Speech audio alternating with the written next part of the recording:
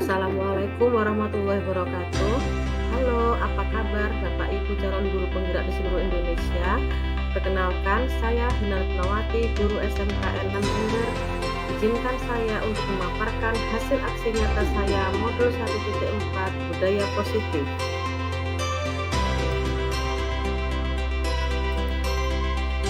Perkenalkan, beliau berdua adalah fasilitator dan pengajar praktik saya, yaitu Bapak Muhadi dan juga Ibu Siti Junaida. Berikut ini merupakan rancangan tindakan untuk aksi nyata saya. Yang pertama adalah latar belakang. Murid tidak suka peraturan karena selama ini jika mereka melakukan pelanggaran maka akan mendapatkan hukuman dan cenderung akan mempermalukan dirinya.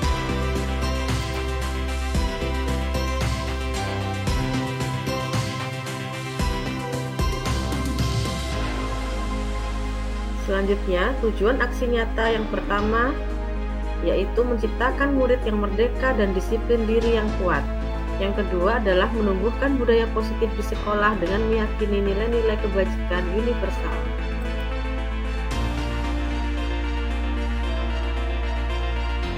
Tolok ukur keberhasilan aksi nyata saya adalah yang pertama, terbentuknya keyakinan kelas melalui kegiatan kesepakatan kelas yang dilakukan wali kelas dan siswa. Yang kedua, siswa mampu menerapkan dan menjalankan keyakinan kelas yang telah dibuat. Selanjutnya, lini masa tindakan atau langkah-langkah tindakan yang akan dilakukan. Yang pertama adalah menghadap kepala sekolah untuk menjelaskan pentingnya penanaman budaya positif dan keyakinan kelas di sekolah, serta meminta izin untuk mendisiplinasikan bersama rekan guru.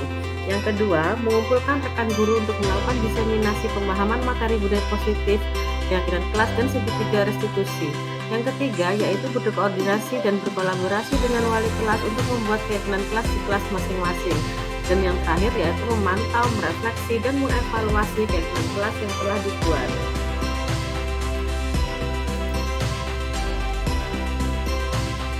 Berikut merupakan dukungan yang dibutuhkan. Yang pertama adalah dukungan dari kepala sekolah, rekan guru, serta murid agar tindakan yang telah disusun dapat dilakukan secara lancar dan menyeluruh. Yang kedua, dukungan sarana dan prasarana untuk menumbuhkan budaya positif di sekolah. Dan yang terakhir yaitu dukungan dari orang tua dalam melakukan budaya positif di rumah. Berikut ini merupakan kegiatan diseminasi di sekolah mengenai pemahaman dan pengalaman budaya positif. Assalamualaikum warahmatullahi wabarakatuh.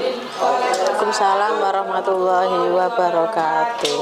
Kami ucapkan selamat datang dan terima kasih kepada yang kami hormati Bapak dan Ibu guru yang telah hadir dalam acara pada pagi hari ini, yaitu acara diseminasi aksi nyata modul 1.4 implementasi budaya positif sekolah melalui keyakinan kelas di SMK Negeri 6 Jember. Kepada hadirin yang berbahagia, marilah kita aturkan puji syukur kehadirat Allah Subhanahu wa Ta'ala karena atas berkat dan rahmatnya kita dapat berkumpul pada acara pagi hari ini dengan sehat walafiat. Sebelumnya, perkenalkan, nama saya Aimul Hasan sebagai MC yang akan memandu acara pada pagi hari ini hingga selesai nanti. Sebelum memulai acara, kami akan membacakan susunan acara pada hari ini. Yang pertama adalah pembukaan. Yang kedua, menyanyikan lagu Indonesia Raya yang akan dipandu oleh Nadia Bella Cynthia. Yang ketiga, pembacaan doa yang akan dipandu oleh Bapak Fauzi Marta Lisdiandana SPD. Yang keempat, pemaparan diseminasi aksi nyata modul 1.4 implementasi budaya positif di sekolah melalui keyakinan kelas di SMK Negeri 6 Jember oleh Ibu Hena Retnawati SPD. Serta yang terakhir, penutup. Marilah kita buka acara pada pagi hari ini dengan membaca bacaan basmalah bersama-sama. Bismillahirrahmanirrahim. Berikutnya menyanyikan lagu Indonesia Raya yang akan dipandu oleh Nadia Bella Cynthia. Hadirin dimohon untuk berdiri. Indonesia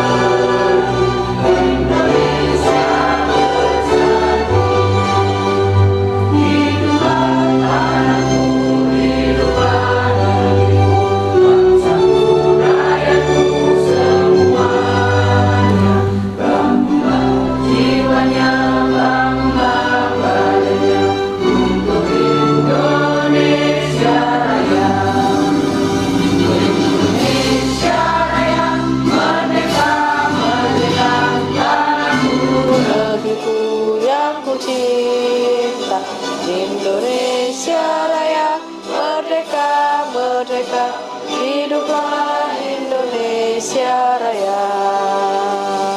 Indonesia Raya, merdeka, merdeka, tanahku, negeriku yang ku cinta. Indonesia Raya, merdeka, merdeka, hiduplah Indonesia Raya.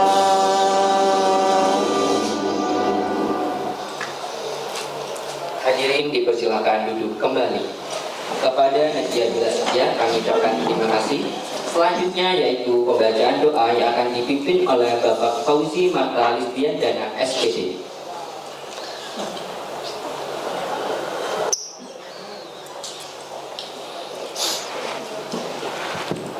Assalamualaikum warahmatullahi wabarakatuh. Waalaikumsalam warahmatullahi wabarakatuh. Bismillahirrahmanirrahim. Alhamdulillahirabbil alamin. Wassalatu wassalamu ala asyrafil anbiya wal mursalin sayyidina Muhammad wa ala alihi washabbihi wa baraka wa sallam. Walhamdulillahirabbil alamin. Bismillahirrahmanirrahim. La yadurru ma'asmihi syai'un fil ardi wa la fis samai wa huwas samiul alim. Rabbi firli wa walidayya warhamhuma kama rabbayani shaghira. Allahumma rabbi zidni ilma warzuqni fahma. Amin. Rabbana atina fid dunya hasanah wa fil akhirati hasanah wa qina adzabannar. Wa sallallahu ala sayyidina Muhammad wa ala alihi washabbihi baraka wa sallam. Subhana rabbil izzati amma yasifun wa salamun alal mursalin walhamdulillahi rabbil alamin. Barakatil Fatihah. Wassalamualaikum warahmatullahi wabarakatuh. Assalamualaikum warahmatullahi wabarakatuh. Kepada Bapak Fauzi Marta Lisdian Dana SPD kami ucapkan terima kasih. Baik, untuk selanjutnya yaitu acara inti pada pagi hari ini, pemaparan diseminasi aksi nyata modul 1.4 implementasi budaya positif di sekolah melalui keyakinan kelas di SMK Negeri 6 Jember yang akan dipaparkan oleh Ibu Hena Retnawati SPD. Kepada Ibu Hena Retnawati SPD kami persilakan. Terima kasih. Assalamualaikum warahmatullahi wabarakatuh.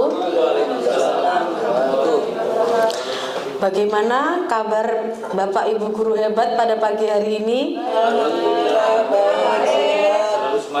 Alhamdulillah selalu semangat ya dalam menuntut ilmu pada pagi hari ini dalam acara diseminasi yang akan saya sharingkan ke Bapak Ibu guru hebat semua di sini. Semoga kegiatan ini dapat membawa manfaat bagi kita semua. Saya mohon izin untuk berdiri nggih. Silakan Bu. Saya akan melakukan diseminasi aksi nyata modul 1.4 di SMK Negeri 6 Jember.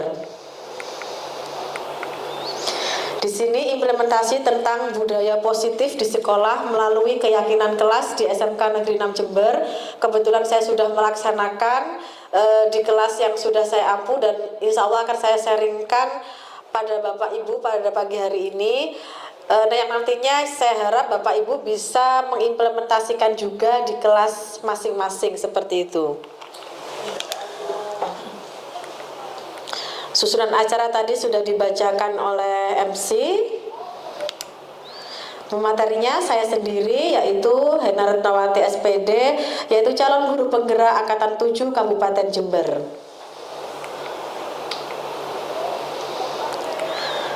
Nah, di sini ada berbagai macam budaya positif terkait yang akan kita laksanakan di SMK Negeri 6 Jember. Yang pertama yaitu perubahan paradigma belajar. Kemudian nanti akan disusul dengan materi berikutnya disiplin positif. Kemudian ada motivasi perilaku manusia, kebutuhan dasar manusia, kemudian ada posisi, kontrol restitusi, keyakinan kelas, dan yang terakhir adalah segitiga restitusi.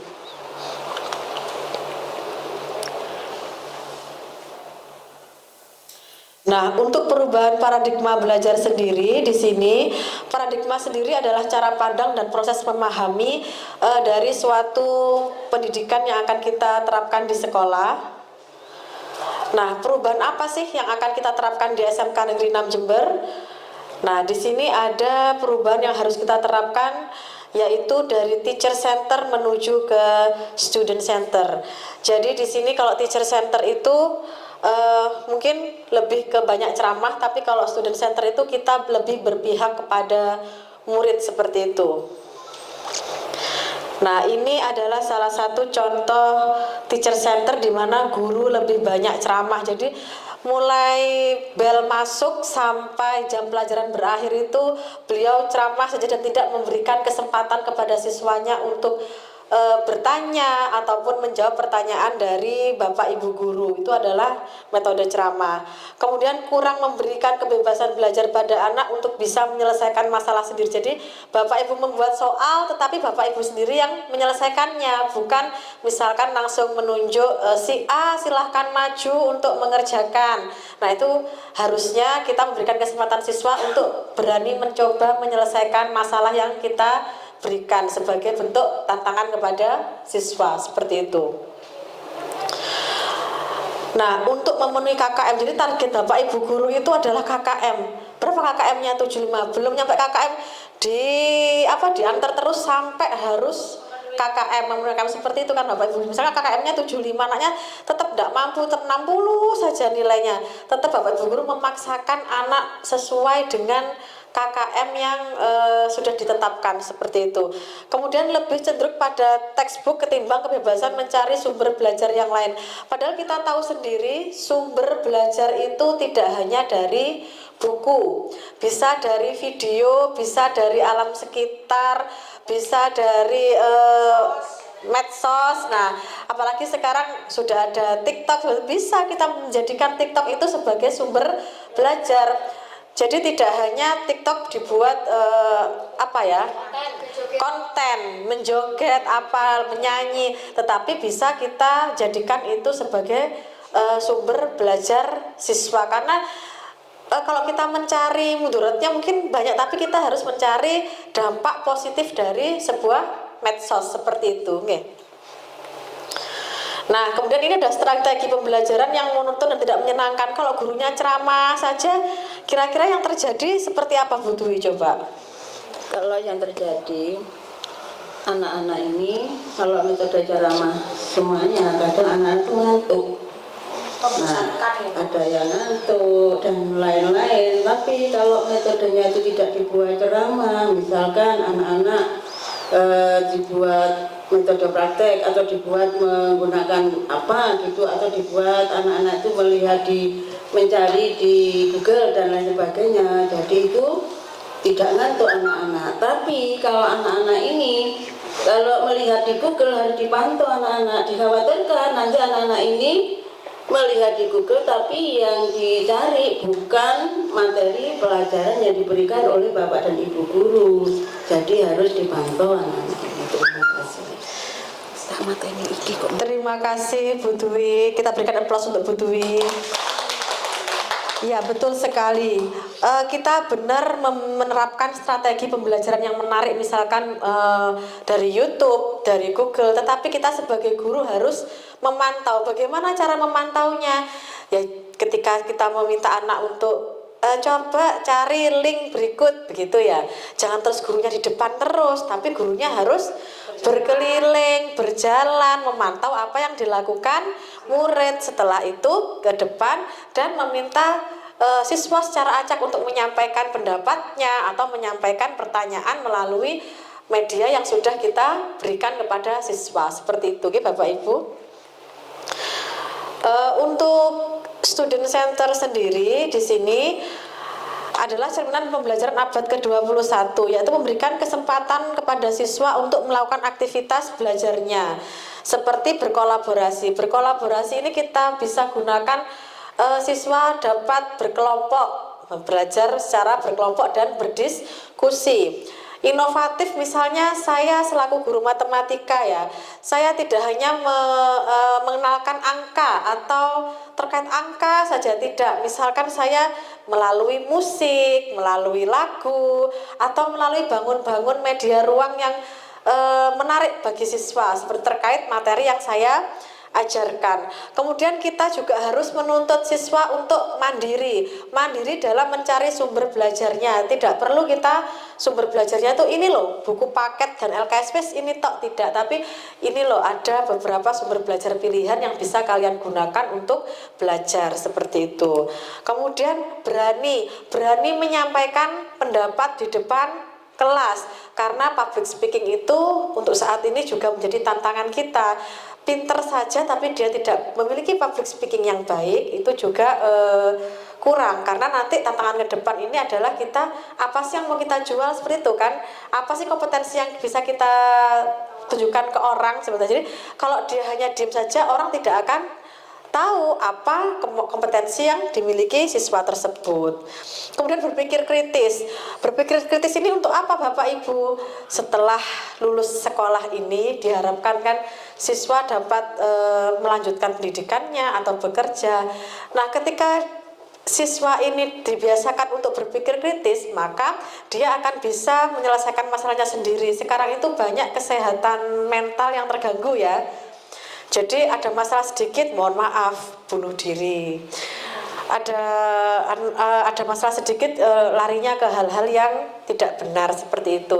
Tapi kalau dia diajarkan bernalar kritis dari sejak sekolah dan dibiasakan seperti itu, saya rasa ketika kehidupannya kelak dia mendapat suatu ujian ataupun masalah, dia akan mampu bernalar kritis dalam menghadapi masalahnya dan menganggap semua masalah itu pasti ada solusinya. Seperti itu Bapak Ibu.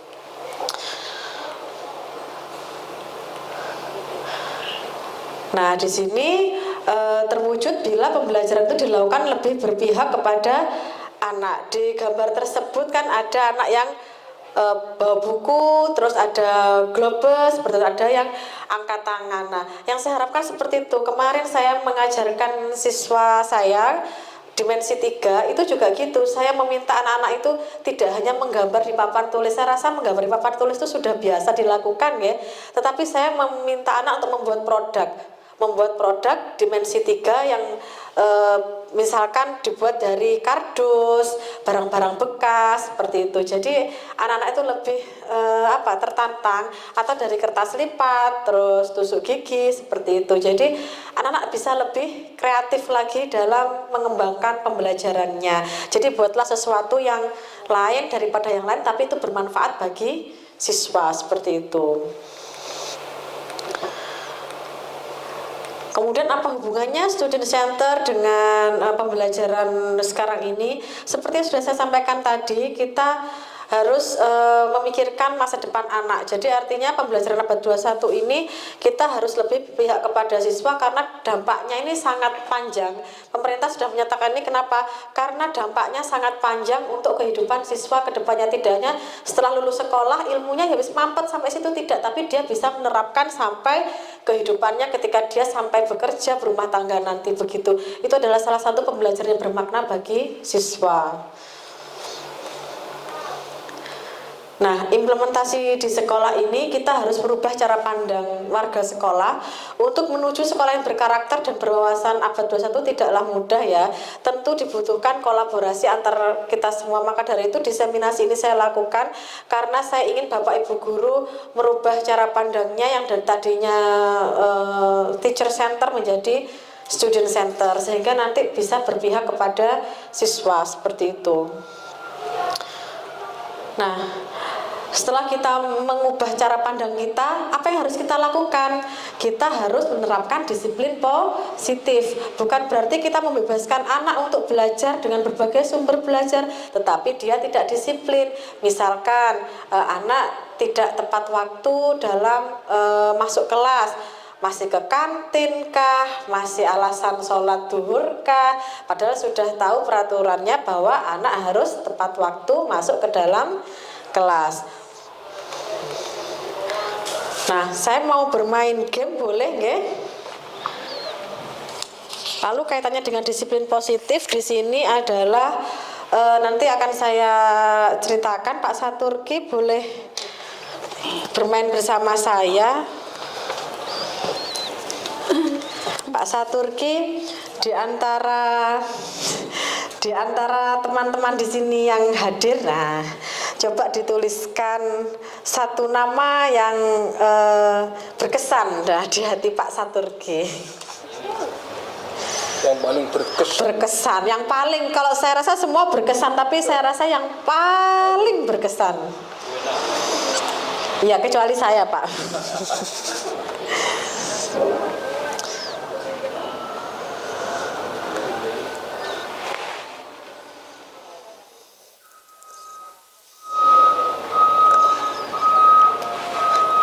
Setelah itu digenggam sama Pak Saturgi, nggih. Nah,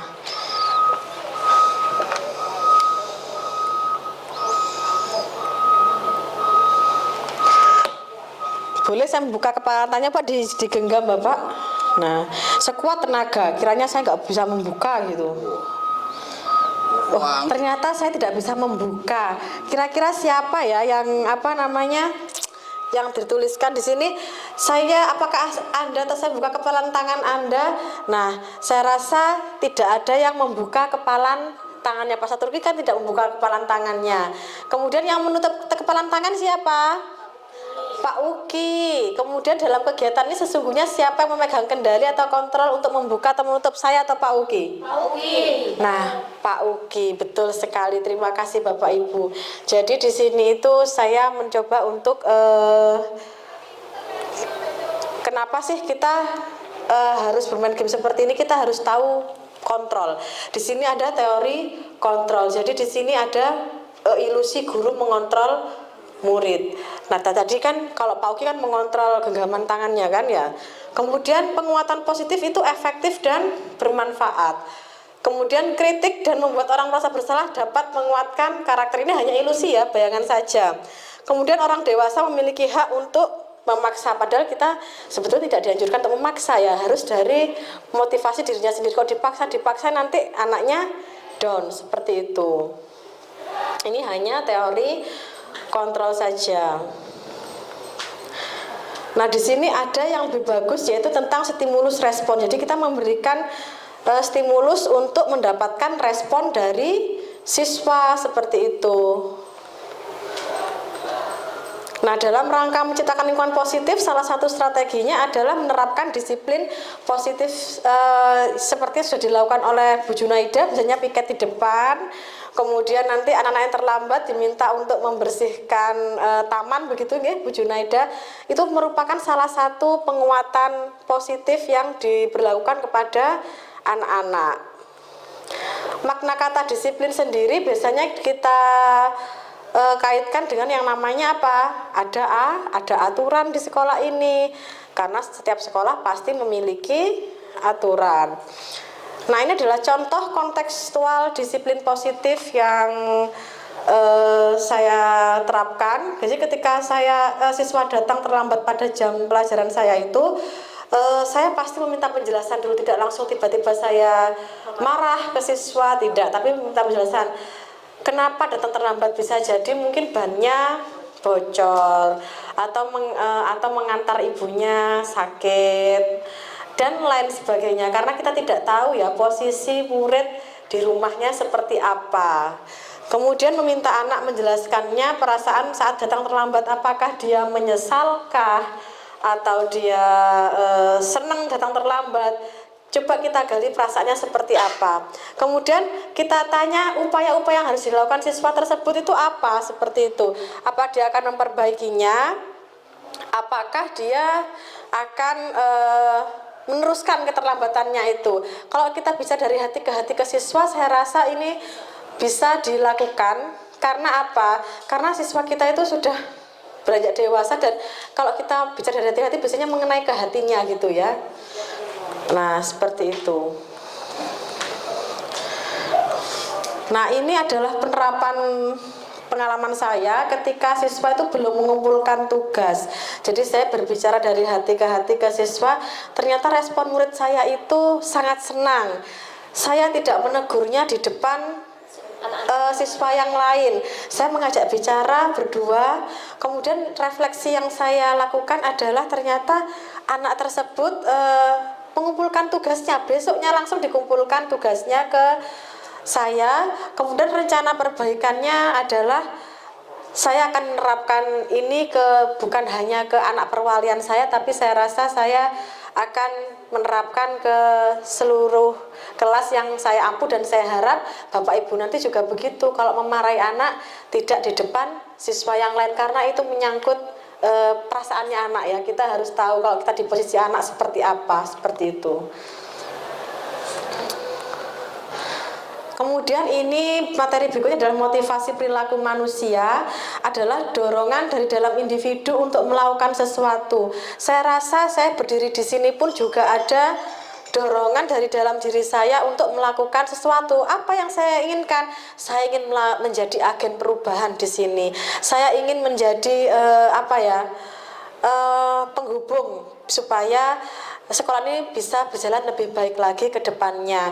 Dengan adanya kegiatan pendidikan guru penggerak ini, saya rasa sekolah ini perlu melakukan perubahan supaya nantinya bisa menjadi sekolah yang dicita-citakan oleh kita semua, seperti itu, nggih.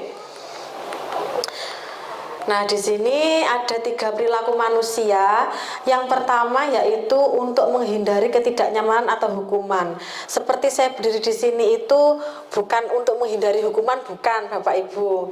Terus yang kedua juga saya tidak untuk mendapatkan imbalan atau penghargaan dari orang, saya juga tidak membutuhkan imbalan atau penghargaan. Yang saya rasa perlu adalah yang poin ketiga, yaitu saya ingin menjadi yang saya inginkan, dan saya bisa menghargai diri saya sendiri, serta saya memiliki nilai-nilai yang saya rasa perlu saya tularkan kepada Bapak Ibu semua. Itu adalah perilaku saya yang ketiga.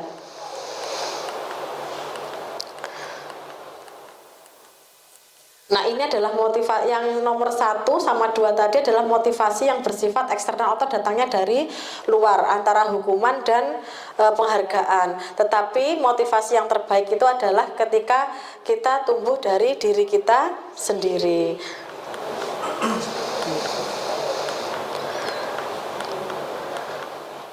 Nah, ini adalah mendapatkan imbalan atau penghargaan. Itu motivasi eksternal. Jadi individu ini, seperti saya berdiri di sini, saya ingin dipuji, tidak. Atau saya di sini mungkin apa yang dapat saya lakukan, apa yang akan saya dapatkan apabila saya melakukannya, tidak. Jadi bukan seperti itu. Apakah dapat imbalan berupa uang? Tidak seperti itu, nggih. Dan itu bisa kita terapkan kepada murid kita. Jadi jangan membiasakan kita memberikan hadiah yang terlalu bagaimana kepada murid kita. Misalkan dia itu misalkan setelah membantu kita, tolong nak buang sampah pada tempatnya, dan kita memberikan kue sebagai apresiasi. Bukan seperti itu juga, karena itu dampaknya bukan dampak panjang, tapi dampaknya dampak pendek. Iya, betul sekali. Nah, ini orang dengan motivasi ini akan bertanya, akan menjadi orang seperti apa apabila saya melakukannya. Nah, kemudian motivasi inilah yang akan membuat seseorang memiliki disiplin positif, dan motivasi perilakunya bersifat internal dan jangka panjang. Jangka panjang itu ketika kita bisa menghargai diri kita sendiri dan kita meyakini nilai-nilai yang ada pada diri kita, seperti itu.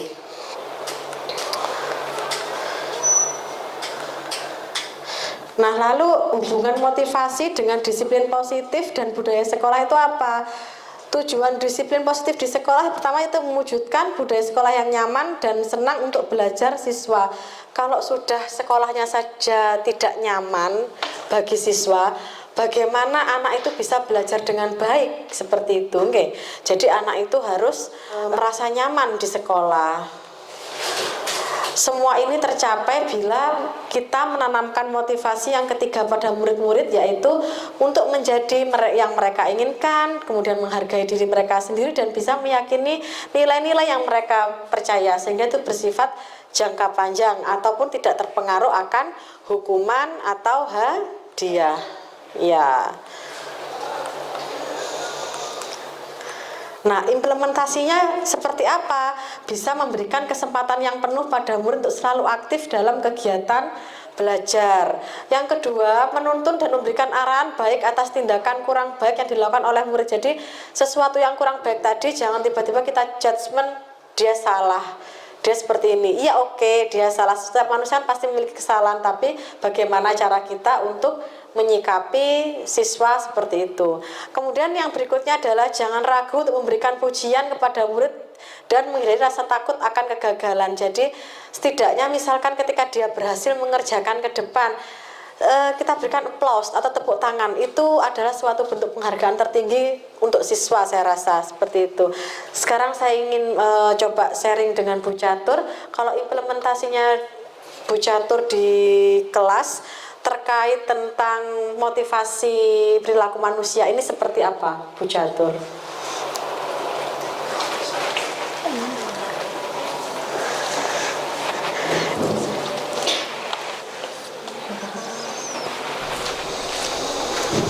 Iya, terima kasih Bu Irma.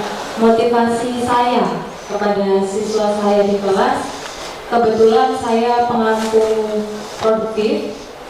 Ketika anak-anak saya berikan proyek dan mereka bisa menyelesaikan tepat waktu sesuai dengan bisnisnya, sesuai dengan temanya, apresiasi saya adalah mengupload karya mereka ke alamat YouTube di YouTube, dan mereka bisa lihat bahwasannya karya-karya mereka yang mereka anggap masih di bawah sempurna itu bisa dilihat oleh banyak kalangan.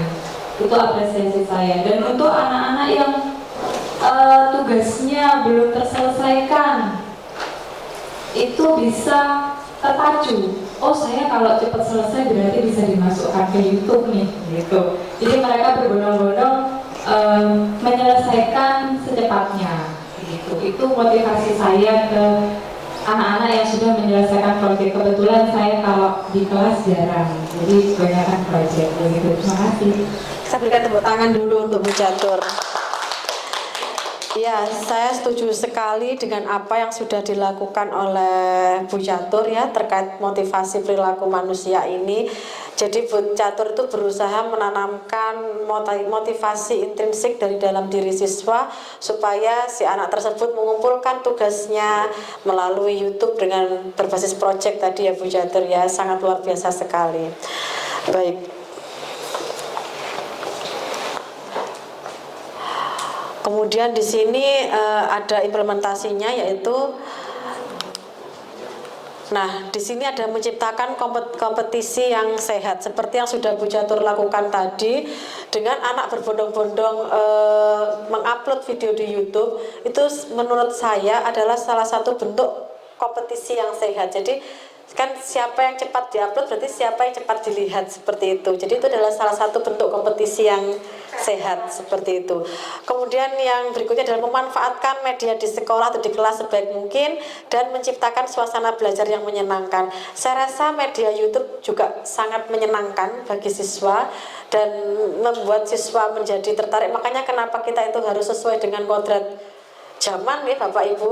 Kalau zaman dulu, waktu zaman saya sekolah tuh nggak ada YouTube itu, nggak ngetren, nggak viral. Berarti saya ini kan sudah tua kan. Nah, Warnanya kuning biru. nah TV aja warnanya masih hitam putih Bapak Ibu. Jadi kalau sekarang sudah ada media YouTube dan lain sebagainya, TikTok dan lain sebagainya, itu sangat membantu siswa justru untuk mengapresiasi dirinya mengerjakan tugas dari Bapak Ibu guru. Kemudian yang keenam adalah melakukan evaluasi secara berkala. Seperti yang dilakukan oleh Bu Catur tadi, setiap apa yang kita lakukan kita harus melakukan evaluasi. Jadi misalnya kurang apa, perlu perbaikan-kah, tindak lanjut berikutnya seperti apa. Misalkan ini ya, kok masih ada siswa yang tidak mengumpulkan tugasnya Bu Catur tadi. Kita harus gali kenapa, apakah sarana dan prasarana di rumah tidak memenuhi, ataukah anak tersebut memiliki masalah gaptek IT mungkin dan kita perlu mengajari seperti itu. Jadi masih banyak hal lain yang perlu kita evaluasi walaupun program yang sudah kita canangkan itu sudah cukup bagus untuk siswa seperti itu, okay?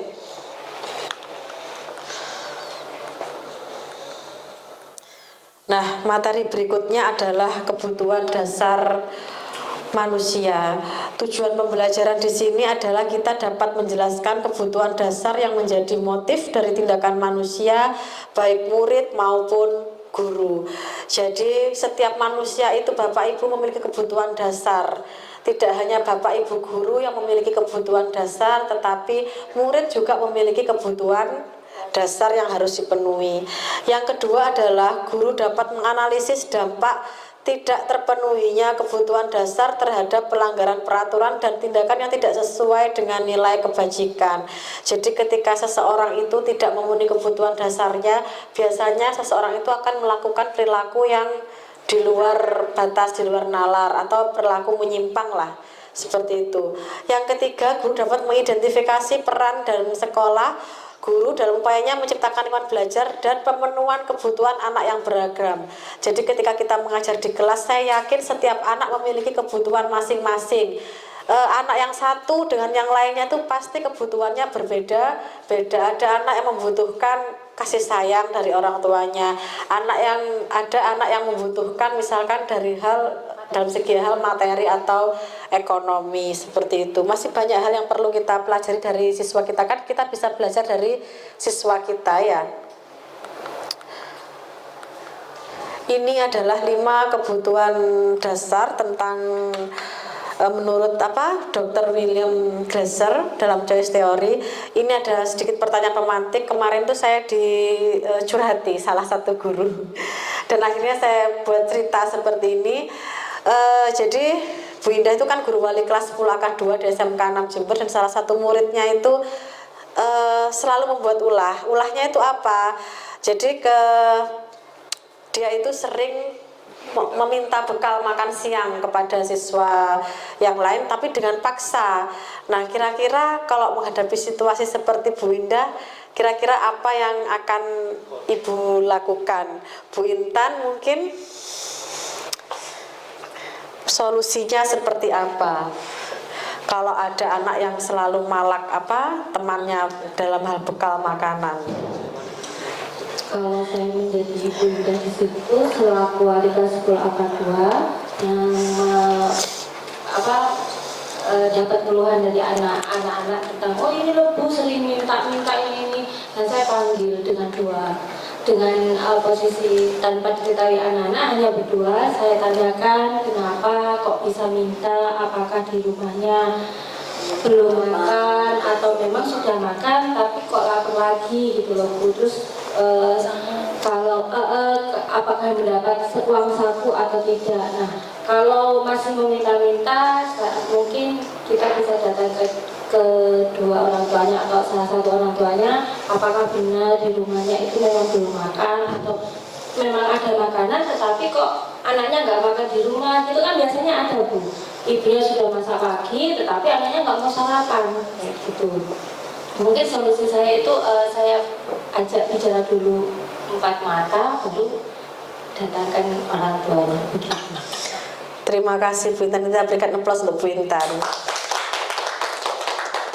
Ya, betul sekali. Setiap anak itu kan berbeda. Setiap anak itu unik dan setiap anak itu spesial. Jadi ketika ada anak yang bermasalah seperti itu, kita wajib berbicara dari hati ke hati ya. Jangan sampai di depan umum kita marahin atau bagaimana, tidak begitu caranya memperlakukan siswa. Habis itu orang tua juga harus tahu perkembangan anaknya di sekolah. Kadang gini Bapak Ibu, di sekolah dan di rumah itu ada anak yang berbeda karakteristik. Saya sudah mengalami itu ya. Jadi anaknya itu di rumah itu anaknya pendiam sekali, tidak pernah membuat masalah, tidak pernah keluar malam, tidak pernah keluar rumah, pulang sekolah ya pulang gitu. Ternyata di sekolah anaknya ya maksudnya perlu perhatian khusus ya. Saya menyebutnya anak yang memerlukan perhatian khusus dari kita. Jadi anaknya ya harus mendapat perhatian khusus, dan itu kita sampaikan kepada orang tua. Walaupun tadinya orang tua itu tidak percaya dengan apa yang terjadi di sekolah, tapi kenyataannya seperti itu. Jadi mungkin kalau di rumah anaknya serba takut, mau ini takut, mau takut, kalau di sekolah sudah merasa bebas, tidak ada kekangan dari orang tua, kemudian dia bisa bertindak sesuka hati. Itu banyak anak-anak yang seperti itu. Jadi kita sebagai orang tuanya di sekolah, kita harus memahami kebutuhan dasar siswa tersebut. Apa yang tidak bisa dipenuhi di rumah, kita bisa penuhi di sekolah. Dan saya rasa kita harus berkolaborasi dengan orang tua agar menyelesaikan masalah tersebut, agar anak tersebut di rumah dan di sekolah juga memiliki karakter yang sama. Kalau di rumah itu baik, ya diharapkan di sekolah juga baik, seperti itu. Oke.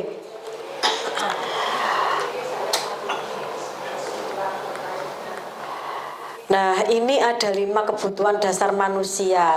Kalau kita lihat kasus yang tadi, Bapak Ibu, yang siswa memalak tadi, dia bisa karena kebutuhan bertahan hidup, karena dia lapar, sakunya nggak ada, dia harus bertahan hidup dengan apa? Dengan meminta makanan temannya. Kalau tidak dipaksa, takutnya tidak diberi. Kemudian bisa jadi dia membutuhkan rasa kasih sayang dan perlu diterima oleh teman-temannya. Di rumah dia tidak mendapatkan kasih sayang, sehingga ketika di sekolah dia mencari perhatian, caper intinya ke teman-temannya supaya dia menjadi bahan atau pusat perhatian. Yang ketiga, dia kebutuhan pengakuan atas kemampuan. Aku loh yang super kuat ini, bisa memalak kamu. Nah, itu adalah kebutuhan atas pengakuan. Kemudian kebutuhan akan pilihan. Mungkin di rumah lauknya itu saja. Lihat temannya lauknya ada ayam goreng, lele goreng, gurame bakar. Jadi kepingin merasakan apa yang dimakan oleh temannya. Bisa jadi seperti itu. Jadi kita tidak bisa melihat satu sisi saja ya Bapak Ibu atas satu kasus yang dialami oleh murid kita. Kemudian kebutuhan untuk merasa senang. Jadi ketika dia itu ngambil makanan temannya itu dia merasa senang. Ada seperti itu ada. Puas. Nah, merasa puas sudah mengambil punya temannya, itu ada seperti itu. Berarti kebutuhan kesenangannya tidak terpenuhi, sehingga dia harus melakukan perilaku yang menyimpang seperti itu. Semua orang itu senantiasa berusaha untuk memenuhi kebutuhannya dengan berbagai cara. Seperti tadi memalak misalkan, atau ada anak yang memang membeli ke kantin kalau lapar. Ada anak yang membawa bontotan, macam-macam kan anak, ada yang membawa bontotan, ada yang mungkin berbagi sama temannya ya makan, tapi dia tidak malak, minta dengan baik seperti itu. Tetapi jika mereka tidak bisa mendapatkan kebutuhannya dengan cara yang positif, mereka bisa melanggar peraturan seperti yang sudah saya sampaikan tadi. Nah, ini ada 5 kebutuhan dasar manusia. Kebutuhan terkait diterima atau disayang terpenuhi dengan apa? Dengan misalkan kita nak, ger, dilus-lus gitu ya. Nah, seperti itu. Jadi ada anak yang memang butuh kasih sayang, kita harus maklumi. Karena mungkin di rumah mohon maaf sekali, ayah ibunya sudah tidak ada, misalkan broken home, atau salah satunya sudah meninggal, dia butuh sosok ayah, atau dia butuh sosok ibu. Ke siapa lagi kalau bukan ke kita di sekolah? Karena dia menghabiskan sekolah ini kan mulai pukul 7 sampai pukul 15 ya, setengah hari lebih kan itu kan. Dia akhirnya ngalem ke bapak ibu gurunya. Kita harus maklumi, arek wis gede kok ngalem, bukan seperti itu. Karena mungkin di rumah dia tidak mendapatkan kasih sayang dari orang tuanya, seperti itu. Kemudian yang kedua, kebutuhan terkait kebutuhan dasar bisa. Jadi terkait penguasaan. Jadi jangan sampai kita menyepelekan anak. Misalkan di kelas saya matematika, anak tidak bisa berhitung 4/2 misalkan. Jangan sampai itu dijadikan senjata bagi kita. Bisa jadi anak itu memiliki kecerdasan dalam hal bahasa Inggrisnya bagus, public speakingnya bagus, atau dia memiliki kecerdasan hafalan surat-surat pendeknya bagus, itu luar biasa. Jadi kita tidak bisa melihat anak dari satu kecerdasan saja, tapi kita harus bisa melihat anak dari semua tingkat kecerdasan. Ada anak yang pintar olahraga, kecerdasan kinestetiknya bagus, seperti itu. Kebutuhan terkait kesenangan. Jadi ada anak yang mungkin kurang senang dengan kehidupannya ya, jadi merasa tertekan. Kalau di rumah misalkan dia senang bermain musik gitu, ternyata tidak mendapatkan dukungan dari orang tua. Akhirnya di sekolah apa? Kita memberikan ekstrakurikuler musik. Kebetulan Pak Dana ya yang alhamdulillah. Jadi itu adalah bentuk penguatan positif pada siswa ketika di rumah dia tidak didukung untuk bermusik. Ternyata di sekolah mendapatkan fasilitas bermusik dan kita juga harus berkomunikasi dengan orang tua terkait kesenangan anak. Yang penting dia tidak melanggar norma. Seperti itu, selama hal itu positif tentunya dilakukan. Kemudian kebutuhan terkait kebebasan. Nah, seperti yang saya sampaikan tadi, ada anak yang merasa di rumah itu tidak bebas. Keluar kemana dimarahi sama orang tuanya, keluar kemana dimarahi. Nah, kalau di sekolah kan sudah di lingkungan sekolah, nah dia mungkin bisa bebas bergaul dengan teman-temannya. Itu adalah salah satu bentuk kebutuhan kebebasan dari siswa.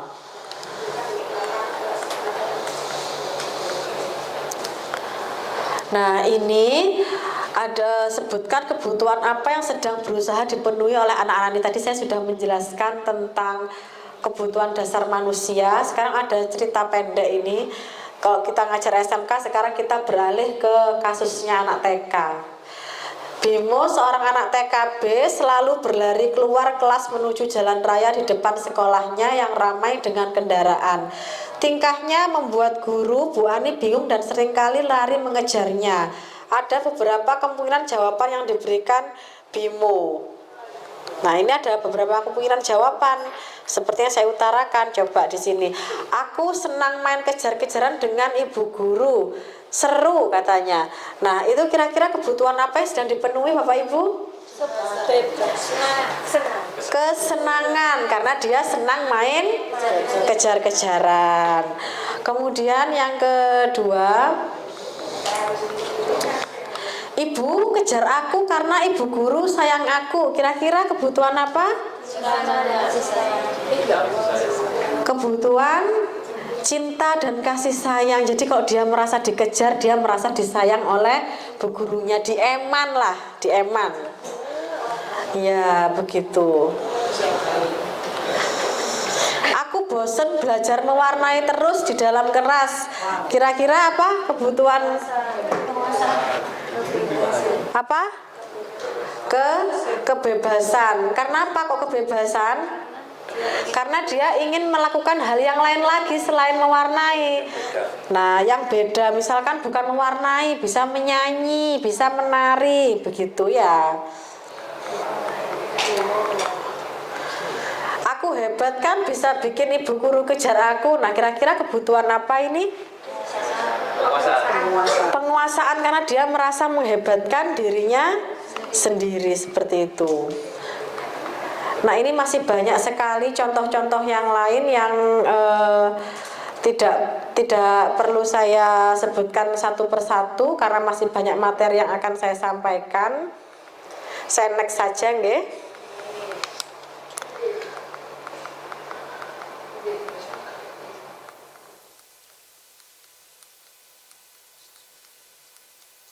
Jadi banyak kasus misalkan terkait pujian, terkait dengan kebutuhan ini juga tidak hanya di sekolah tapi juga di rumah ya Bapak Ibu.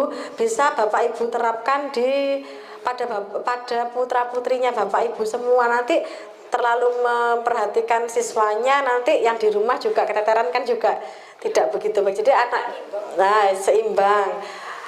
Jadi putra-putrinya Bapak Ibu bisa diterapkan tentang kebutuhan dasar ini. Jadi kalau putra-putrinya di rumah misalkan ada apa-apa, nah bisa bercerita kepada Bapak Ibu semuanya. Nah, ini ada cerita panjang tapi saya pendekkan aja. Di sini ada Ihsan, dia itu pendiam dan pemalu. Kemudian dia itu kalau jam istirahat kan sering baca buku perpustakaan dan dia itu sering berdiam diri dan tidak mau bergaul dengan teman-temannya waktu istirahat. Nah, kemudian hari itu ada technical meeting lomba debat antar SMA yang diikuti oleh tim debat. Kemudian ada kabar bahwa yang peserta lomba sesungguhnya itu tidak bisa mewakili sekolah karena harus dirawat di rumah sakit. Nah, kepala sekolah akhirnya bertanya kepada gurunya siapa yang akan mengganti kandidat tersebut kan. Nah, kemudian akhirnya guru-guru sepakat merekomendasikan yang bernama Ihsan tadi. Karena dia pengetahuannya luas, karena dia rajin membaca. Kemudian Ihsan itu terlihat berlatih debat bersama anggota timnya yaitu Sinta dan Indra di bawah bimbingannya Pak Frans, guru pelatih debat. Kemudian ternyata SMA tersebut menjadi juara umum. Nah, sejak saat itu Ihsan itu menjadi lebih percaya diri, tidak pendiam lagi, tidak pemalu lagi. Semua murid dan guru akhirnya mengenal Ihsan sebagai si juara kompetisi debat. Pada saat jam istirahat akhirnya dia tidak hanya di perpus saja, tapi dia bisa menghabiskan waktu bersama teman-temannya. Dan semakin rajin berlatih debat dan mengikuti berbagai lomba debat. Ia menjadi ketua klub debat di sekolahnya dan giat mempromosikan klub debat dan juga bersemangat melatih juniornya di klub debat sekolah. Kira-kira hal apa yang bisa Ibu tangkap dari peristiwa ini? Silahkan coba Ibu Dina. Saya ingin mendengar suara Bu Dina.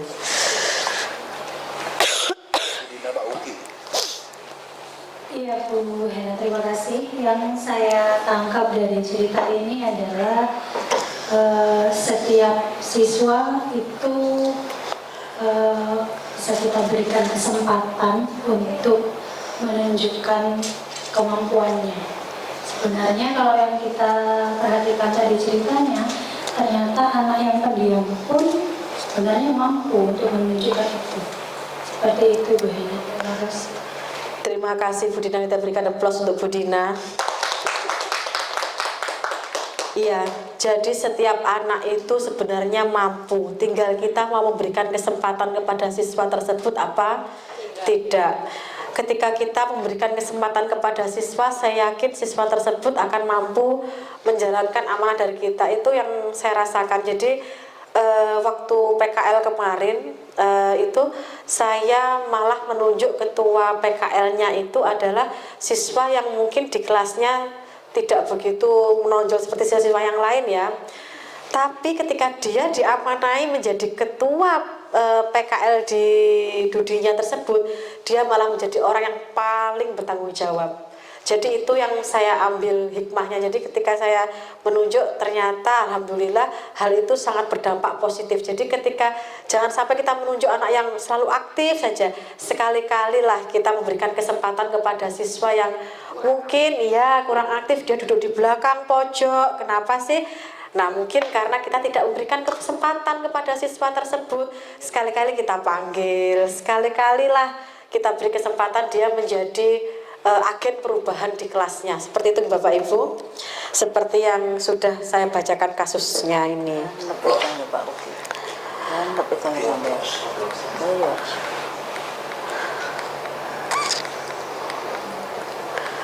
Nah, ini pengalaman saya ketika menerapkan kebutuhan dasar manusia kepada siswa saya. Jadi waktu itu ada lomba kebersihan antar kelas di SMK Negeri 6 Jember. Siswa tersebut adalah ketua kelas di SMK di kelas 10 KKBT. Nah, kenapa ini ketua kelasnya perempuan ya? Kita tidak membedakan gender di sini, makanya kita beri kesempatan kepada perempuan untuk menyuarakan suaranya, tidak hanya laki-laki saja yang bisa menjadi ketua kelas. Jadi di sini ketua kelas itu ternyata tidak bisa, belum mampu untuk mengkoordinasikan terkait lomba kebersihan kelas di kelasnya karena satu dan lain hal, karena tugas dari grup produktif kalau nggak salah waktu itu sangat deadline, jadi untuk yang di kelas itu sangat keteteran. Ketika saya cek kelasnya belum dibersihkan, kemudian struktur organisasinya belum dipasang, hal-hal yang sudah saya instruksikan itu tidak dilaksanakan oleh ketua kelas dan anggotanya. Kemudian saya ajak duduk bersama apa masalahnya, dan ternyata saya mengetahui karena ternyata alasannya adalah tugas dari Bapak Ibu guru sangat banyak sehingga dia kurang fokus terhadap lomba kebersihan kelas. Dia mengutamakan prioritas yang harus dilakukan sebagai siswa. akhirnya saya ajak bicara, ketika itu saya ajak bicara solusinya apa, dan dia menyampaikan mungkin kita diskusikan bersama dan akan dilaksanakan ketika pulang sekolah terkait kelengkapan struktur organisasi kelas, kebersihan kelas, tidak harus pada jam pelajaran. Nah, respon siswa terkait hal ini bukan hanya ketua kelas saja, saya ajak bicara seluruh anggota kelas KKBT, 10 KKBT, ternyata respon siswa sangat luar biasa sekali, sangat antusias sekali, bahkan di jam hari Sabtu pun mereka rela mengecat kelasnya itu ya, membuat plural, nah membuat gambaran seni yang sangat indah sesuai dengan kelasnya. Jadi itu adalah salah satu bentuk antusiasme siswa dengan apa yang sudah saya lakukan. Refleksi saya adalah perbaikannya mungkin ketika ada anak yang misalkan tidak bisa seni, tidak bisa ngecat, mungkin dialihkan ke hal yang lain. Akhirnya anak-anak antusias ketika saya ajak bicara dari hati ke hati. Rencana perbaikan saya ke depan terkait kebutuhan dasar manusia ini, saya akan selalu berbicara dari hati ke hati terkait kebutuhan dasar ini. Kenapa? Sangat penting agar anak-anak tersebut tidak melakukan perbuatan yang menyimpang, apalagi tentang kesehatan mentalnya. Ketika anak tidak bisa mengutarakan apa kebutuhannya, bisa jadi dia melakukan hal-hal yang di luar nalar ya. Jadi itu sangat berpengaruh sekali dalam kesehatan mental anak-anak.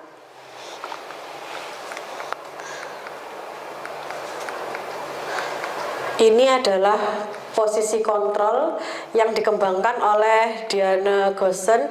Saya yakin Bapak Ibu guru semua ini sudah pernah mengalami 5 posisi kontrol ini, sebagai penghukum, sebagai pembuat rasa bersalah, sebagai teman, sebagai pemantau, bahkan sebagai manajer. Saya sendiri pun juga pernah mengalami 5 posisi kontrol ini.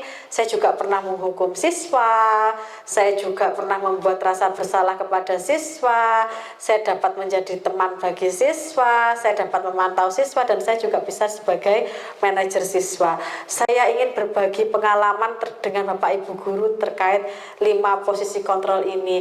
Mungkin Bu Eri bisa berbagi pengalamannya terkait posisi kontrol yang sudah Bu Eri laksanakan selama ini. Terima kasih Bu Hena. Pengalaman saya Ibu pada saat saya mengajar di kelas, saya lebih cenderung sebagai penghukum, jujur Ibu ini. Karena saya selaku guru produktif itu terkadang saya pernah sebagai teman. Nah, tapi dengan melihat progres berjalannya waktu, apa yang saya inginkan ya kembali lagi itu belum tercapai gitu Ibu. Prosesnya ada tapi belum tercapai. Akhirnya mengulangi lagi sampai dalam titik tertentu saya itu harus bagaimana. Nah, akhirnya mau tidak mau Bu, saya itu pokoknya gitu Bu, pokoknya gitu. Nah, mungkin setelah saya menerima ilmu dari Ibu Hena, ya saya kayaknya merasa bersalah juga Ibu dengan apa yang saya lakukan. Tapi saya juga tidak merasa salah benar gitu, enggak. Tapi saya memang butuh proses untuk berubah begitu. Dan saya memang kalau saya melihat tadi menginginkan yang sebagai manajer Ibu, karena di sana akan lebih tidak ada sakit hati Bu, yang nanti saya akan lakukan kepada anak-anak terkait dengan materi saya. Mungkin itu Bu Hena yang bisa saya sampaikan terkait pengalaman saya. Assalamualaikum warahmatullahi wabarakatuh. Waalaikumsalam warahmatullahi wabarakatuh. Kita berikan aplaus kepada Bu Eri. Iya, betul sekali. Mungkin tadinya kita sebagai penghukum ya, pasti semua guru pernah menghukum muridnya. Entah misalkan kalau terlambat diminta berdiri, atau kalau tidak mengumpulkan tugas misalnya suruh menulis atau suruh membersihkan taman, misal seperti itu. Tetapi di sini bukan apa, ternyata Bu Eri menginginkan posisi kontrol sebagai manajer. Sebagai manajer itu bukan hanya manajer perusahaan ya. Kalau manajer perusahaan sama manajer sekolah itu beda. Kalau manajer perusahaan kita memimpin yang dipimpin. Nanti kalau salah apa di SP1, SP2, tidak seperti itu bedanya antara manajer sekolah dengan manajer perusahaan. Mohon maaf Ibu, saya potong untuk waktunya sisa 10 menit lagi. Siap, terima kasih. Ini ada kasus, yaitu Sabrina itu bangun terlambat dan terburu-buru sampai di sekolah. Dia pun akhirnya sampai di gerbang sekolah, tapi baru menyadari kalau tidak menggunakan sepatu hitam. Padahal kita sudah tahu bahwa sepatu di sekolah ini harus hitam, misalkan seperti itu ya. Kemudian, nah di sini di depan pintu kelas ini Bapak Lukman memperhatikan sepatu Sabrina berwarna coklat dan Sabrina berusaha menjelaskan bahwa dia terburu-buru dan salah mengenakan sepatu. Nah, ternyata Pak Lukman ini marah-marah ya sambil menanyakan tentang peraturan sekolah tentang seragam warna sepatu. Karena itu Sabrina menjelaskan bahwa dia terburu-buru dan mungkin salah mengambil sepatu. Selain itu dia tidak mungkin juga kembali pulang ke rumahnya karena jauh sekali dari sekolah. Tetapi Pak Lukman bersikeras bahwasanya sudah terlambat, salah menggunakan sepatu sehingga Sabrina tidak diizinkan untuk memakai sepatunya sepanjang hari. Jadi akhirnya Sabrina gimana? Sabrina kan malu mau ke kantin tidak menggunakan sepatu, mau kemana-mana tidak menggunakan sepatu karena Pak Lukman bersikeras bahwa dia telah melanggar peraturan sekolah. Jadi dia seharian tidak berani keluar kelas Bapak Ibu. Dan di sini dia hanya berdiam diri di kelas tanpa alas sepatu sambil meratap dan menangisi nasibnya hari itu. Kok ya apes temen gitu ketemu Pak Lukman tidak bersepatu. Nah, posisi kontrol seperti ini bisa sebagai menjadi penghukum. Jadi Pak Lukman itu menghukum Sabrina tidak memakai tidak memakai sepatu sepanjang hari. Itu posisi penghukum ya, salah satu contohnya. Jadi harus ada aturan atau kamu selalu salah, ada kata-kata seperti itu.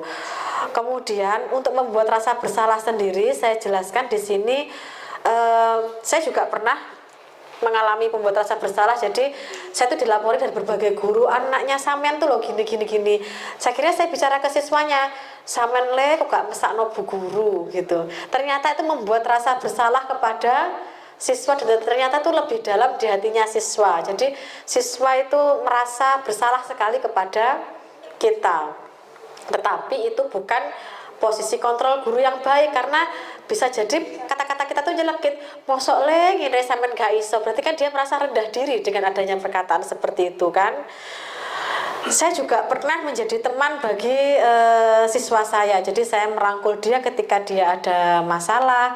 Tetapi ternyata ketika saya sudah tidak mengampu mapel di kelas itu, ganti guru lagi, dia merasa tidak nyaman dengan guru itu dan terbiasa dengan saya, dan itu ternyata tidak baik juga kalau dibiarkan lama-kelamaan. Kemudian yang keempat yaitu posisi guru sebagai pemantau. Kita hanya memantau siswa. Ini contohnya yaitu apa yang sudah dilakukan dan apa sanksi dan konsekuensinya. Beda dengan hukuman ya Bapak Ibu. Kalau hukuman tuh kadang tidak nyambung antara pelanggarannya dan sanksinya. Contoh ini, tidak mengerjakan tugas tapi suruh membersihkan WC misalkan, kan tidak nyambung. Harusnya kan misalkan kalau di sini itu pemantau itu sanksi atau konsekuensinya apa? Iya Bu, saya akan mengerjakan tugas sepulang sekolah dan langsung saya kumpulkan ke Ibu. Harapannya seperti itu, bukan membersihkan WC. Kalau dia membersihkan WC, apakah menyelesaikan masalahnya dengan dia mengerjakan tugas hari itu? Tidak, seperti itu Bapak Ibu, malah menambah masalah. Betul sekali.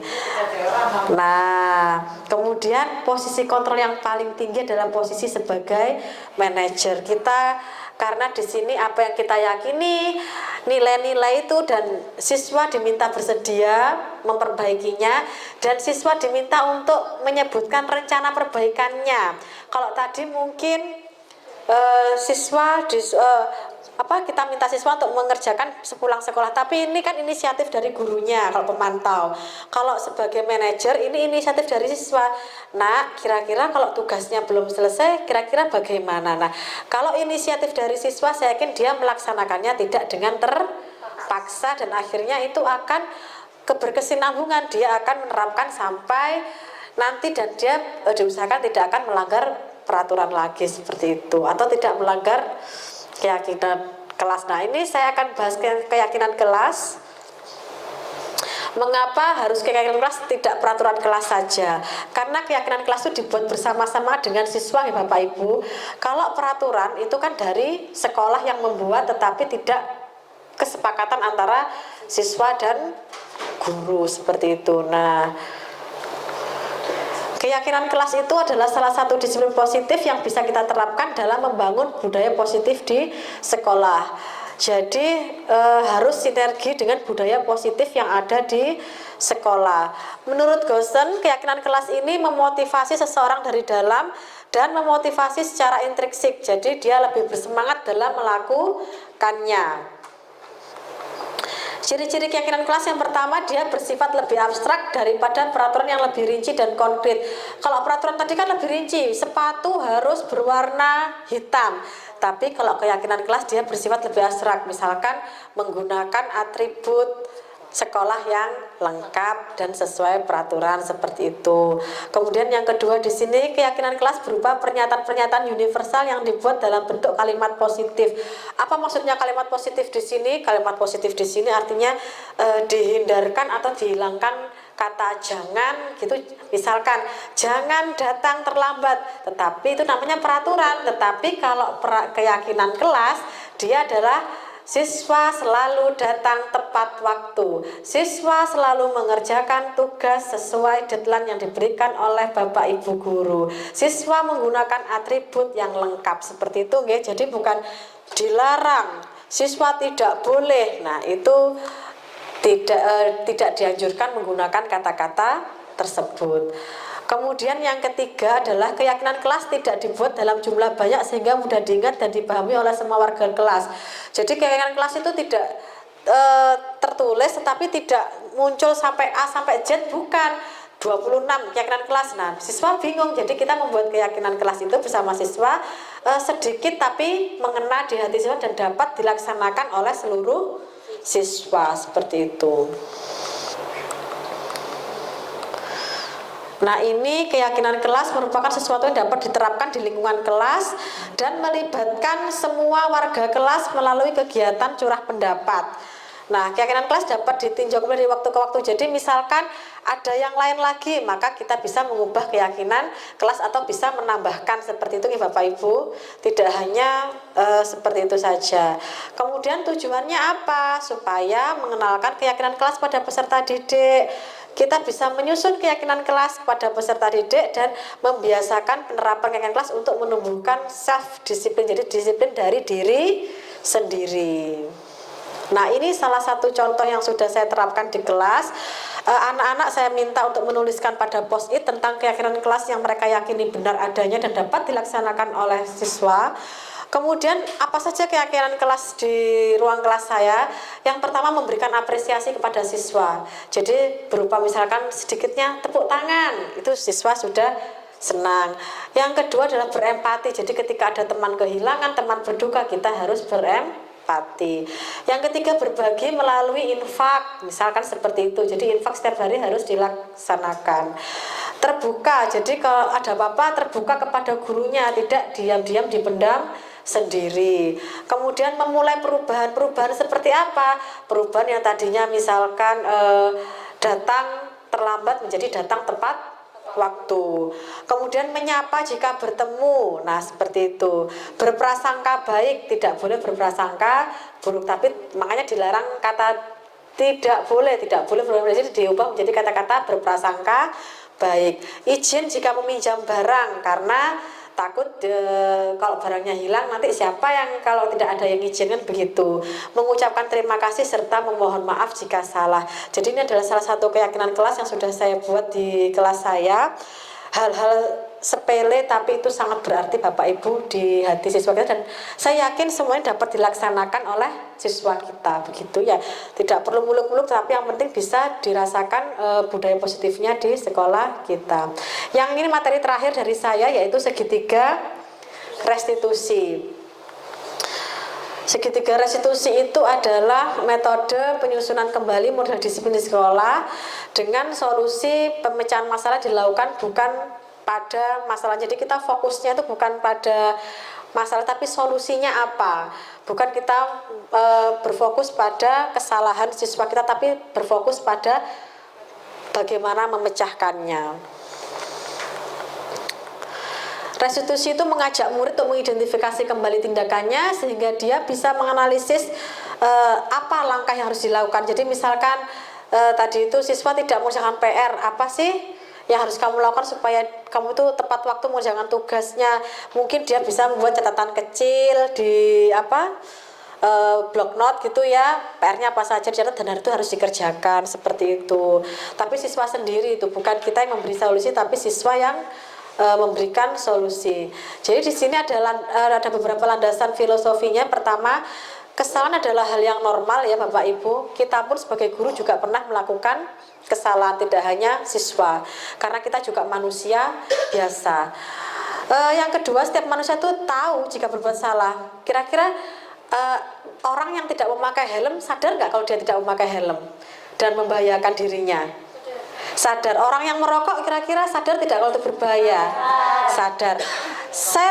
Berarti kan orang-orang melakukan kesalahan itu sadar dengan kesalahannya sebetulnya kan. Nah, yang ketiga, semakin disalahkan dan dikritik membuat dia menjadi tidak percaya diri dan berfokus pada kesalahan. Jadi ketika kita mengkritik ya, kamu itu kok masih siswa merokok begini-begini, dia fokusnya pada merokoknya kan, pada kesalahannya kan, bukan pada pemecahannya. Kemudian yang keempat, dia itu menjadi tumbuh dari proses restitusi akan lebih mengerti bahwa kesalahan itu biasa, sehingga dia akan melakukan proses restitusi pada sekitarnya. Jadi dia akan mencari solusinya. Kemudian yang kelima adalah kita membuka kesempatan bagi murid untuk meraih sukses. Pertama, dia merasa lebih dihargai, lebih terbuka dan lebih percaya pada dirinya sendiri bahwa dia mampu mengatasi masalahnya. Jadi tidak hanya mengandalkan gurunya memberikan solusinya, jadi dia sudah bisa berpikir dewasa untuk memberikan solusi atas masalahnya. Dan yang terakhir adalah setiap individu itu ketika melalui proses restitusi itu dia dapat menyelesaikan dan memperbaiki kesalahannya. Nah, ini adalah ciri-ciri restitusi. Yang pertama, dia belajar dari sebuah kesalahan. Yang kedua, memperbaiki hubungan. Yang ketiga, tawaran, bukan paksaan. Kamu memilih ini apa memilih, jadi bukan kamu harus begini ya. Karena satu kesalahan bisa diselesaikan dengan banyak solusi. Tidak hanya satu solusi, bukan win-win solution. Jadi bukan satu masalah satu solusi, bukan. Jadi satu masalah dengan banyak solusi, tergantung siswanya memilih yang mana. Yang keempat, dia itu bisa menuntun melihat ke dalam diri. Yang kelima, dia itu mencari kebutuhan dasar. Oh, kebutuhan dasar saya ini tidak terpenuhi, jadi saya harus memenuhi ini dengan cara yang benar. Kemudian yang berikutnya adalah cara yang paling baik adalah restitusi diri. Yang ketujuh adalah kita berfokus pada karakter bukan tindakan. Dan yang kedelapan, fokusnya pada solusi bukan kesalahannya. Dan yang kesembilan, kita fokusnya mengembalikan murid yang berbuat salah pada kelompoknya. Jadi menggiring siswa ke habitatnya. Kalau siswa kan tidak merokok kan, tidak boleh merokok ya. Maka kita harus mengembalikan siswa untuk kembali ke jalan yang benar, seperti itu. Ini adalah segitiga restitusi yang sudah pernah saya laksanakan. Jadi saya bisa menggunakan kalimat pertama, menstabilkan identitas. Setiap orang pernah melakukan kesalahan. Saya tahu ibu pun juga pernah melakukan kesalahan. Kemudian kalimat kedua, tentulah kita dengan kesalahan itu punya alasan. Kenapa kita melakukan alasan itu? Misal kamu merokok, kira-kira kamu ini kenapa merokok? Apa rasanya enak seperti permen, atau kamu ikut-ikutan teman, atau memang di rumah itu lingkungannya seperti itu? Kita kan tidak tahu. Kemudian yang ketiga, kita menanyakan keyakinan. Kira-kira nilai-nilai apa yang harus disepakati supaya tidak merokok lagi? Contohnya seperti itu. Jadi kita tidak, kamu itu tidak boleh merokok, tidak seperti itu. Kita harus bicara dari hati ke hati. Saya yakin anak-anak kita memiliki pandangan yang luas tentang kehidupan. Begitu Bapak Ibu.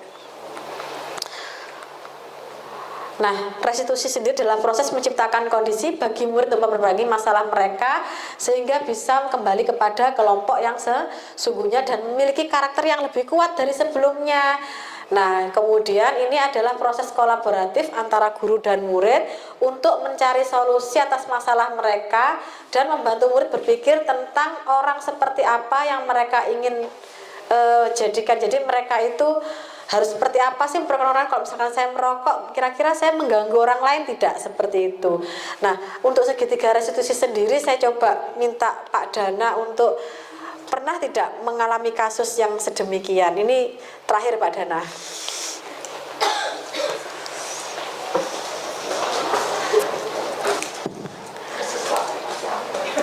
Iya kan bagian kesiswaan ya Bu Heri. Baik, terima kasih Bu Hena. Yang saya amati dari proses restitusi ini adalah bagaimana anak-anak ini mau mengakui kesalahannya sebetulnya. Ya. Kemudian satu, untuk yang kedua, sebetulnya anak-anak didik kita ini sudah tahu bahwa apa yang mereka lakukan itu salah sebetulnya. Yang saya amati dari proses restitusi ini, tinggal kita sebagai guru, posisi saya kebetulan di kesiswaan, bagaimana kita mencari solusi pendekatan sebetulnya. Satu pendekatan, kemudian yang kedua butuh kasih sayang. Karena himbauan dari tim-tim kita itu, anak-anak kalau misal agak dikeras sedikit, ini bukan usianya kayaknya. Satu itu. Kemudian yang kedua, dari proses restitusi ini kita juga sama-sama belajar bahwa kita sebagai guru ini diwajibkan untuk bisa menerima apa perasaan anak didik kita. Kemudian bagaimanapun anak didik kita itu adalah anak kita sendiri, gitu ya, diposisikan dengan anak kita sendiri. Yang saya fokuskan dari kesiswaan, dari pengalaman saya sudah mulai berubah dari yang awalnya menyuruh atau menghukum, itu lebih cenderung, ayolah, kalau saya menjadi kakakmu atau saya menjadi teman, ayo ceritalah apa yang terjadi. Begitu Wena. Cukup sementara itu dulu, terima kasih waktunya. Assalamualaikum warahmatullahi wabarakatuh. Waalaikumsalam warahmatullahi wabarakatuh. Terima kasih Pak Dana, sangat luar biasa sekali ya yang sudah dilakukan oleh Pak Dana, betul sekali.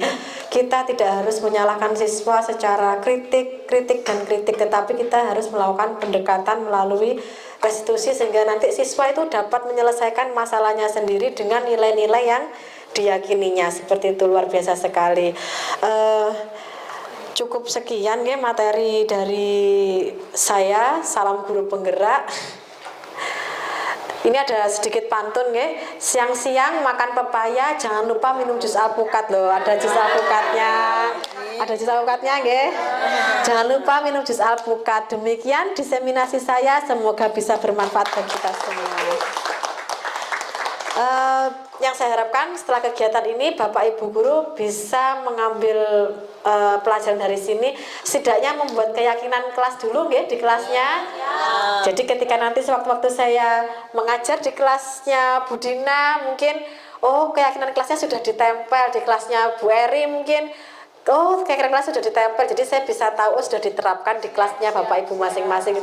Sepakat? Setuju? Terima kasih. Cukup sekian dari saya. Mungkin ada kesalahan, saya mohon maaf sebesar-besarnya. Wassalamualaikum warahmatullahi wabarakatuh.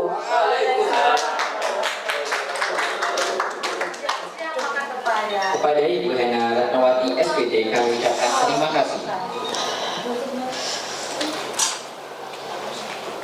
Tidak terasa kita sudah ada di penghujung acara. Akhirnya seluruh rangkaian acara pada pagi hari ini telah kita lalui bersama dengan lancar dan baik. Oleh karena itu, marilah kita wujudkan rasa syukur kita dengan membaca hamdalah bersama-sama. Alhamdulillah.